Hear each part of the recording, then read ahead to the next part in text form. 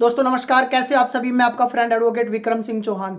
दोस्तों आज की वीडियो में हम बात करेंगे कि किसी भी इन्वेस्टिगेशन के अंदर कोई भी क्राइम होता है, कोई भी ऑफेंस होता है, तो उसकी इन्वेस्टिगेशन के अंदर पुलिस का क्या रोल होता है।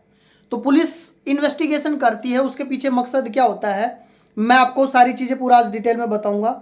उसका मेन मकसद होता है कि प्रॉपर इन्वेस्टिगेशन करना, उसके अंदर सही आदमी को न्याय दिलवाना, विटनेस और एविडेंस को इकट्ठा करना और लोगों को न्याय दिलवाना, एग्जीक्यूटिंग एजेंसी तक सारी चीज़ें पहुंचाना। ये सारा के सारा काम होता है पुलिस का। यानी कोई भी क्रिमिनल ऑफेंस जो होता है उसकी जो स्टार्टिंग होती है वहां से लेकर और कोर्ट में चार्जशीट जाने तक मेन जो काम होता है वो पुलिस ऑफिसर का होता है। तो उसका क्या क्या रोल होता है, क्या क्या उसकी ड्यूटीज़ होती है, आज उसी के बारे में हम डिस्कस करेंगे।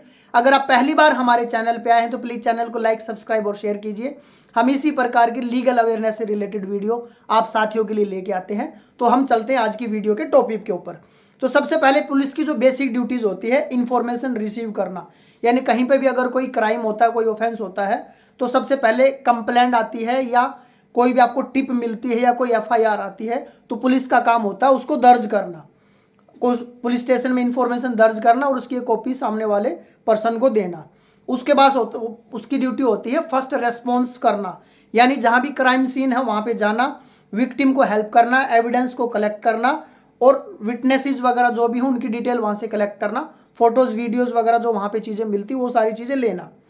थर्ड उसकी ड्यूटी होती है इनिशियल रिकॉर्डिंग ए डायरी। वहाँ पर उनको एक रफ नोट बनाना होता है, पंचनामा बनाना होता है, seizure list, sketches, photo, video, chain of custody maintain करना, ये सारी चीज़ें उसको वहाँ पे जाके लेनी होती है। नेक्स्ट होता है उनका फोर्थ नंबर पे मेडिकल और फॉरेंसिक स्टेप। अगर वहाँ पे कोई इंजरी हुई है, कोई मेडिकल ट्रीटमेंट होना है, कोई फॉरेंसिक के सैंपल है वो कलेक्ट करना है, जैसे ब्लड वगैरह हो गया, स्वैब्स वगैरह हो गया, फिंगरप्रिंट्स वगैरह हो गया, अगर किसी की डेथ हो जाती तो पोस्टमार्टम वगैरह, ये सारे मेडिकल फॉरेंसिक स्टेप्स जो है पुलिस वाले को वहाँ पे लेने होते हैं। नेक्स्ट होता है रिकॉर्डिंग स्टेटमेंट। विटनेसेस हैं, एक्यूज्ड है या कोई भी, उन सब की स्टेटमेंट लेनी होती है। स्टेटमेंट वो वहाँ पे लेगा, एविडेंस कोर्ट में जाके होगा मजिस्ट्रेट के सामने।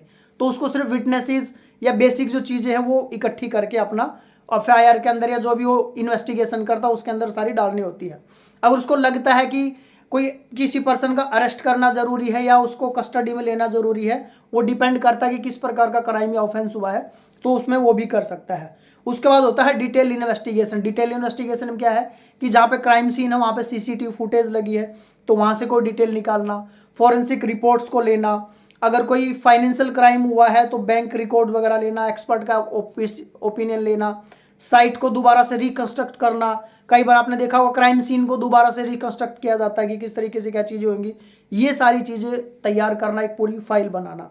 उसके बाद उसकी चार्जशीट फाइल होती है या फिर क्लोजर रिपोर्ट। क्लोजर रिपोर्ट में क्या होता है, अगर पुलिस को लगता है कि ये जो कंप्लेंट की गई है बेबुनियाद, इस प्रकार की कोई भी चीज़ें नहीं है, तो वो चाहे तो उस केस को क्लोज कर सकते हैं, उसको बोलते हैं क्लोजर रिपोर्ट या उसको एफआर भी बोलते हैं, फाइनल रिपोर्ट। और दूसरा होता है चार्जशीट या चालान। यानी उसने पूरी सारी डिटेल, सारे एविडेंस, सारे विटनेस, प्रॉपर इन्वेस्टिगेशन करके सारी चीज़ें, और जब वो मजिस्ट्रेट तक वहाँ पे कंप्लीट फाइल बन के पहुँचती है तो उसको बोलते हैं चार्जशीट या चालान। तो ये बेसिक पुलिस के काम होते हैं। पुलिस को कौन से काम नहीं करने चाहिए, सबसे पहले फैब्रिकेट एविडेंस। यानी बिल्कुल भी जो एविडेंस वगैरह होते हैं उसको गलत तरीके से तोड़ मरोड़ के प्रेजेंट नहीं करना चाहिए। टॉर्चर और कस्टडियल वायलेंस, यानी अगर किसी को कस्टडी में लिया है तो उनके साथ किसी भी प्रकार का इलीगल तरीके से टॉर्चर या कोई मेडिकल एग्जामिनेशन, एफआईआर, टॉर्चर, ये सारी चीज़ें नहीं होनी चाहिए। अगर किसी को कस्टडी में लिया जाता है तो वो अपना मेडिकल एग्जामिनेशन करा सकता है टॉर्चर से बचने के लिए। Undue delay in registering FIR. अगर कई बार क्या होता है कि कुछ पुलिस वाले, हर पुलिस वाला एक जैसा नहीं होता है, पैसे वगैरह लेके, लालच में आके, किसी के दबाव में आके वो जानबूझ के एफआईआर को डिले करते, तो वो नहीं करना चाहिए। Suppress evidence, delay forensic test unnecessarily. यानी कई बार क्या होता है कोर्ट में जानबूझ के चीज़ों को डिले किया जाता है और बाद में उनके लिए सारी चीज़ें चैलेंजेबल हो जाती है, कोर्ट उन चीज़ों का प्रॉपर उनसे स्पेसिफिकेशन मांग सकता है। तो ये सारी चीज़ें पुलिस ऑफिसर को नहीं करनी चाहिए। अगर किसी विक्टिम को या किसी अक्यूज्ड को इन्वेस्टिगेशन के दौरान उनके क्या क्या राइट्स होते हैं वो हमें जानना चाहिए। आप उनसे एफआईआर की कॉपी मांग सकते हैं, आपका हक है, वो फ्री में आपको कॉपी देंगे। Medical report, status of investigation, compensation recommendation request कर सकते हैं आप। राइट टू इन्फॉर्म, यानी किस ग्राउंड पे गिरफ्तार किया जा रहा है। Right to consult a lawyer immediately. आप अपने लॉयर से कंसल्ट कर सकते हो, ये आपका अधिकार है। Present in front of magistrate with in 24 hours, 24 घंटे के अंदर आपको मजिस्ट्रेट के सामने प्रेजेंट करना, ये आपका राइट होता है। उसके बाद मेडिकल एग्जामिनेशन अगर आप कराना चाहते हैं, अगर आपको डिटेंड किया गया तो वो आप करा सकते हैं। तो ये कुछ आपके बेसिक राइट्स। आपको अपनी फैमिली को इन्फॉर्म करने का राइट होता है। आपको पुलिस के सामने किसी भी प्रकार का जबरदस्ती से वो आपसे कोई भी किसी चीज़ के लिए हाँ नहीं भरा सकते, इसलिए पुलिस के सामने दिए गए बयान वैलिड नहीं होते हैं। आप चाहें तो मजिस्ट्रेट के सामने जाके उन चीज़ों से मुकर सकते हैं। तो ये सारे आपके राइट्स होते हैं। इन्वेस्टिगेशन में पुलिस क्या टेक्निक यूज करती है, सीन एग्जामिनेशन करती है, यानी वहाँ पे फोटोज, स्केचेस वगैरह, सैंपल्स वगैरह लेते हैं। सीजर और पंचनामा वहाँ पे करते हैं, लिस्ट जो है विद विटनेस वहाँ से कलेक्ट करते हैं। Call data, call record, digital forensic record, जैसे आजकल मोबाइल ऐप्स वगैरह हो गए, सोशल मीडिया वगैरह हो गए, वहाँ से डेटा कलेक्ट कर सकते हैं। सीसीटीवी फुटेज ले सकते हैं, पब्लिक सर्वाइलेंस टाइमलाइंस रिकंस्ट्रक्शन करना होता तो उसके लिए सारी डिटेल ले सकते हैं। एक्सपर्ट ओपिनियन से सलाह ले सकते हैं, जैसे डॉक्टर हो गया, इंजीनियर हो गया, अकाउंटेंट्स वगैरह हो गया, अगर कोई फ्रॉड हुआ है तो। उसके बाद अंडर कवर स्टिंग ट्रैप ले सकते हैं with in law under supervision, law के थ्रू जो उनको परमिशन होती है वो उसके सुपरविजन में अंडर कवर स्टिंग ऑपरेशन वगैरह भी कर सकते हैं। कोऑर्डिनेशन विद अदर एजेंसी, जैसे पुलिस के लिए हेल्प के लिए बहुत सारी और भी एजेंसी बनी हुई है, जैसे ईडी हो गया, सीबीआई हो गया, इनकम टैक्स हो गया, कस्टम्स वगैरह हो गया, उनकी भी वो लोग हेल्प ले सकते हैं।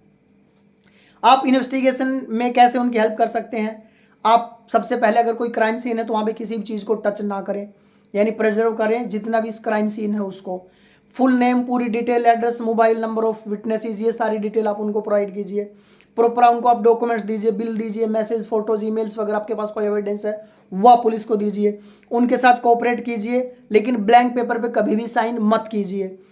और आप उनसे जितनी भी सारी चीज़ें हैं, जैसे एफआईआर होगी, स्टेटमेंट वगैरह, आप उसकी कॉपी भी उनसे ले सकते हैं। अगर पुलिस काम नहीं करती है, स्लो काम करती है, बायस्ड काम करती है, तो आपके पास क्या रेमेडीज़ हैं, क्या लीगल एक्शन आप ले सकते हैं? आप उनके हायर अथॉरिटी को कंप्लेंट कर सकते हैं, एसएचओ को, एएसपी को, डीएसपी को, एसपी को आप रिटर्न में फाइल कंप्लेंट कर सकते हो, या आप मजिस्ट्रेट को भी कंप्लेंट फाइल कर सकते हो। स्टेट का जो अपना ह्यूमन राइट कमीशन है वहाँ पे आप कंप्लेंट कर सकते हो। नेशनल ह्यूमन राइट कमीशन में आप कंप्लेंट कर सकते हो। सीबीआई या इंडिपेंडेंट जो एजेंसीज है उनसे आप इंक्वायरी की मांग कर सकते हो कोर्ट के through. Public grievance, media, RTI वगैरह, इन चीज़ों का भी आप सहारा ले सकते हो। Court scrutiny of police investigation, जज क्या क्या चीज़ें उसमें देख सकते हैं जो पुलिस ने इन्वेस्टिगेशन करी है, जैसे चेन ऑफ कस्टडी मेंटेन हुई है कि नहीं हुई है। उसके बाद सीजर, पंचनामा वगैरह प्रॉपर तरीके से साइंड है, इंडिपेंडेंट है या नहीं है। स्टेटमेंट जो है वो सभी की जो स्टेटमेंट ली जाती है अंडर सेक्शन 161, उसके वो मैंने अपनी इच्छा से उन्होंने दिया है, ज़बरदस्ती उनसे कोई स्टेटमेंट लिया गया है, ये सारी चीज़ें। अक्यूज के जो राइट्स थे वो तो वायलेट नहीं हुई है, उनको ज़बरदस्ती अरेस्ट या कस्टडी में तो नहीं रखा गया है। तो ये सारी चीज़ें जजेज भी चेक कर सकते हैं। और कॉमन मिस्टेक आदमी क्या करता है, जब इस तरह का कोई क्राइम या कोई ऑफेंस होता है तो वो कोई भी डिले ना करे सीन तक पहुंचने के लिए, एफआईआर वगैरह में डिले ना करें, डॉक्यूमेंट्स प्रॉपर रखें, पुअर फोटोज, वीडियोज, पंचनामा वगैरह ये कभी भी ढीले ना रखें। प्रॉपर ट्रांसपोर्ट एग्जीबिशन, ब्रोकन चैन, यानी कोई भी एविडेंस है तो उसकी चैन टूटी भी नहीं होनी चाहिए, एक दूसरे से पूरा कनेक्टेड होना चाहिए। तो ये सारी चीज़ें आपको ध्यान रखनी है, और ये पुलिस के राइट्स होते हैं और ये आपके कुछ अधिकार होते हैं। तो ये सारी चीज़ें आज की वीडियो में हमने डिस्कस करी कि पुलिस के क्या क्या काम होते हैं, एफआईआर लिखने से लेके और चालान तक उसका क्या क्या उसका पूरा प्रोसेस होता है, आपकी क्या राइट्स होते हैं, अगर पुलिस आपको अरेस्ट करती है तो क्या क्या आपको सावधानी बरतनी चाहिए, किस प्रकार से आप उनको हेल्प कर सकते हैं। और दोस्तों नेक्स्ट वीडियो आप किस टॉपिक पे चाह रहे प्लीज़ कमेंट बॉक्स में मेंशन कीजिए, हम लोग उसी टॉपिक पे आप साथियों के लिए वीडियो लेके आएंगे। हम जल्द मिलते हैं एक और नई वीडियो के साथ, तब तक आप सभी साथियों का दिल की गहराई से बहुत बहुत धन्यवाद। जय हिंद, जय Bharat, Vande Mataram, thank you very much.